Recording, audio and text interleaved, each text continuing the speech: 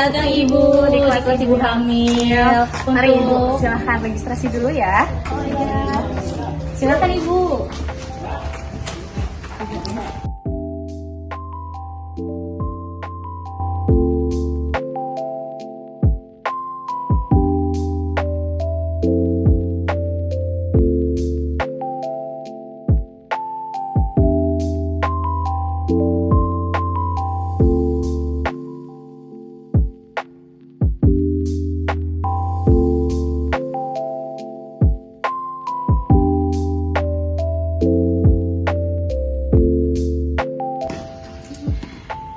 Assalamualaikum warahmatullahi wabarakatuh. Waalaikumsalam warahmatullahi wabarakatuh. Baik ibu-ibu, selamat pagi. Bagaimana kabarnya hari ini? Alhamdulillah baik. Alhamdulillah ya. Oke, pada kesempatan kali ini kita nih semua berkumpul di kelas ibu hamil. Nah, pada kali ini kita sekedar sharing-sharing saja. Topiknya terkait bagaimana perkembangan psikologis pada janin. Nanti jadi kita sharing-sharing nih. Kalau misalkan ibu dari aspek emosinya nanti akan mempengaruhi ke janin tuh seperti apa, nanti akan kita bahas. Kemudian juga nanti ibu kalau misalkan ada pertanyaan boleh disampaikan. Nah, sebelumnya perkenalkan, nama saya Bidan Astri, kemudian rekan saya, Nama saya Bidan Cindy. Nama saya Bidan Aisyah. saya Bidan Ayunda. Oke, sekian ya Bu perkenalan dari kami.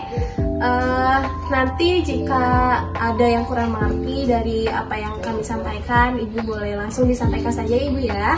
Iya. Baik, terima kasih Ibu. Selamat pagi ibu-ibu. Selamat pagi. Nah, di topik pembahasan kali ini kita akan membahas tentang psikologi perkembangan pada kehamilan. Nah, dimulai dari ini psikologi perkembangan kehamilan ini cukup singkat ya ibu-ibu.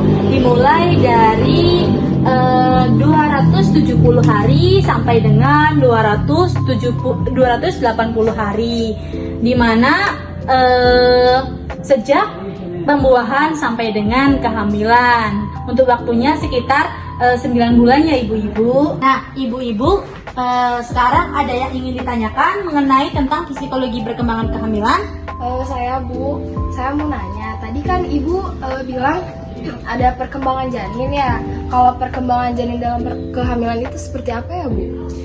Nah, ada 3 fase dalam periode perkembangan kehamilan, meliputi aspek segi fisik ya ibu-ibu. Ada 3 fase. Yang pertama ada fase periode germinal, dan yang kedua ada fase periode embrio, dan yang ketiga ada fase periode perkembangan janin. Nah, untuk yang pertama ini ada fase periode germinal.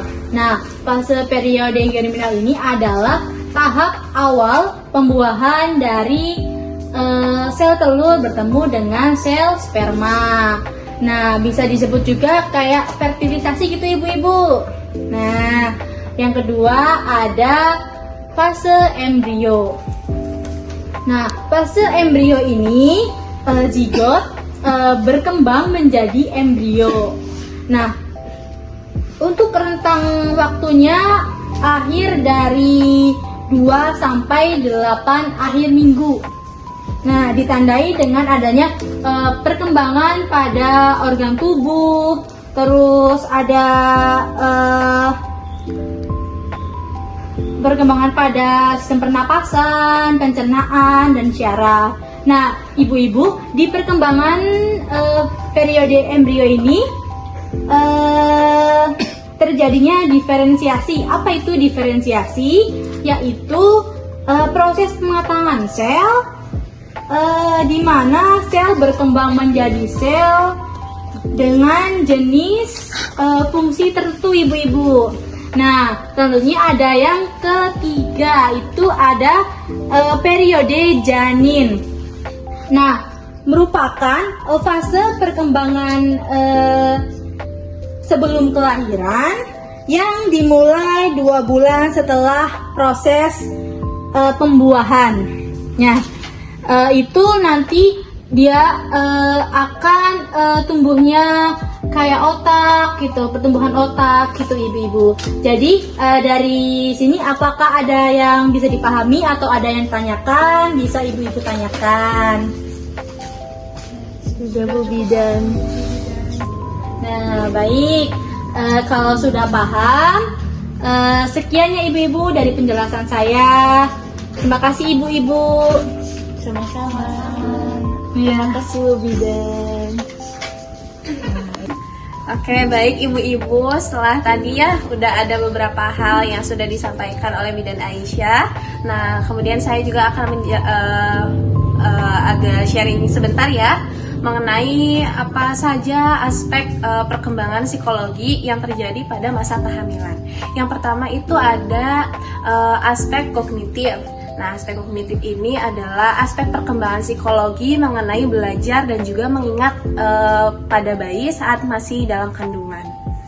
Nah, yang pertama ada aspek perkembangan belajar itu sudah diketahui ternyata sudah terjadi, bayi itu sudah bisa belajar ketika dia sudah mulai menghisap jarinya sendiri di dalam rahim ibu. Nah, kemudian kalau misalkan perkembangan psikologi terhadap mengingatnya, nah ibu-ibu di sini sudah suka mengajak bayinya ngobrol atau gimana? Suka. Nah, ya Kadang kita ngobrol atau bercerita kan dengan bayi. Nah, itu ternyata dapat merangsang perkembangan psikologi terhadap mengingatnya. Jadi bayi yang dalam kandungan itu ya, dede bayinya nanti akan merekam setiap pembicaraan ibu dengan bayi. Kemudian juga ibu disarankan untuk bercerita tapi dengan nada yang lantang ya Bu ya, sambil keras ibu boleh bercerita apapun. Nah, hal itu dapat mengaktifkan bagaimana memori ingatan bayi. Nah, oke Ibu, jadi sudah ditemukan juga ya oleh peneliti bahwa bayi itu ternyata sudah bisa belajar sejak dalam kandungan. Nah, kemudian juga dede bayinya itu ternyata dalam kandungan sudah mengetahui dan juga dapat merasakan ketika ada rangsangan, misalkan aku lagi di tempat yang gelap, kemudian juga aku lagi di tempat yang terang, dan dede bayinya itu sudah bisa mengetahui. Dari yang saya jelaskan tadi, mungkin ada yang mau disampaikan dari ibu-ibu? Ada? Ibu, saya mau nanya. Nah iya, gimana Ibu? Tadi kan udah dijelasin ya Bu tentang materi yang Ibu jelasin. Terus saya mau nanya, kalau untuk waktu terbaik untuk ngajak ngobrol janin itu mulai dari usia berapa ya Bu? Oke, baik Ibu, terima kasih ya. Pertanyaannya sangat bagus. Nah, jadi usia yang paling baik itu ketika usia kehamilan kita sudah memasuki 20 minggu atau sekitar 5 bulanan. Nah, karena di usia kehamilan tersebut itu rangsangan perkembangan psikologinya sudah sangat matang, sudah sangat baik, sehingga proses pendidikan seperti ibu ngajak bayinya belajar, ibu ngajak ngobrol, kemudian ibu juga bercerita. Nah, itu sangat baik ketika sudah memasuki usia 5 bulan kehamilan. Nah, Ibu, ini sangat penting. Mengapa? Karena pendidikan sejak dini, ketika kita akan mempunyai anak, bayinya masih dalam kandungan, hal ini bisa meningkatkan peningkatan kecerdasan otak. Kemudian juga setelah bayinya sudah lahir, insya Allah nanti ketika sudah besar dapat berkomunikasi dengan baik dan juga mudah untuk beradaptasi dengan lingkungan. Nah, maka dari itu kita sebagai ibu sangat penting untuk memberikan pendidikan sejak dini, sejak bayi kita masih dalam kandungan. Nah, ibu-ibu, jadi tadi sudah saya jelaskan mengenai bagaimana aspek perkembangan psikologi pada janin, mengenai aspek kognitif. Nah, sepertinya sharing mengenai hal tersebut saya akhiri karena nanti ada beberapa aspek lagi yang akan disampaikan oleh rekan saya selanjutnya. Baik, terima kasih Ibu. Jadi bukan tadi sudah ya ada aspek kognitif, nah sekarang ada aspek emosi. Jadi ibu berkomunikasi dengan si buah hati itu tidak hanya bisa dilakukan pada saat bayi sudah lahir atau sudah bisa berbicara, tetapi pasti dalam kandungan juga bayi sudah bisa diajak berbicara atau bahkan bisa merasakan emosi ibu baik senang maupun sedih, karena si emosi itu bisa disalurkan melalui hormon yang dibawakan oleh ibu ke janin. Nah, kemudian beberapa pakar anak juga mengemukakan bahwa ketika janin dalam kandungan yang secara terus-menerus mendapatkan stimulasi ataupun rangsangan positif, maka kelak anak tersebut akan menjadi anak yang lebih cepat perkembangan otaknya dibandingkan dengan anak-anak lain yang tidak mendapatkan stimulasi pada waktu di dalam kandungannya. Nah, adapun beberapa cara yang dapat dilakukan untuk memberikan stimulasi itu diantaranya seperti menepuk, membelai, dan mengusapnya dengan lembut, kemudian mengajaknya bicara, dan mendongengkan. Nah, tadi kan saya sudah menyebutkan ya, ada beberapa cara yang bisa ibu-ibu lakukan untuk memberikan stimulasi pada saat kehamilan. Itu diantaranya seperti yang pertama itu membelainya, kemudian menepuknya, dan mengusapnya dengan lembut. Kemudian ibu-ibu juga bisa mengajaknya bicara dan mendongengkan seperti, ayo Bu, sekarang kita cobain ya bareng-bareng. Ibu-ibu bisa membelainya dengan lembut, kemudian menepuknya dengan penuh perasaan, dan mengusapnya dengan lembut. Ya, seperti itu.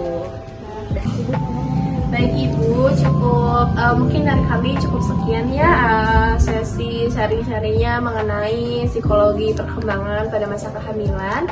Nanti kita bertemu lagi minggu depan insya Allah. Kami berharap apa yang kami sampaikan tadi semoga bisa bermanfaat untuk ibu sekalian. Kami ucapkan terima kasih atas kedatangannya dan juga waktu untuk bersharingnya. Kami akhiri. Wassalamualaikum warahmatullahi wabarakatuh. Waalaikumsalam warahmatullahi wabarakatuh.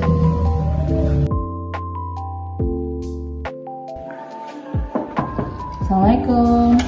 Waalaikumsalam. Mari Ibu masuk. Mari Ibu silakan dulu. Ibu Azmi kemarin kemana aja dari kelas ibu hamil? Iya, kemarin tuh saya tuh umurnya lagi naik turun berat banget, makanya takut gak bener lah gitu, jadi malah emosi gitu. Ya udah, sekarang ada yang bisa dibantu Ibu? Saya mau meriksain kehamilan Bu. Oh ya udah, kalau gitu kita ke ruangan ya udah.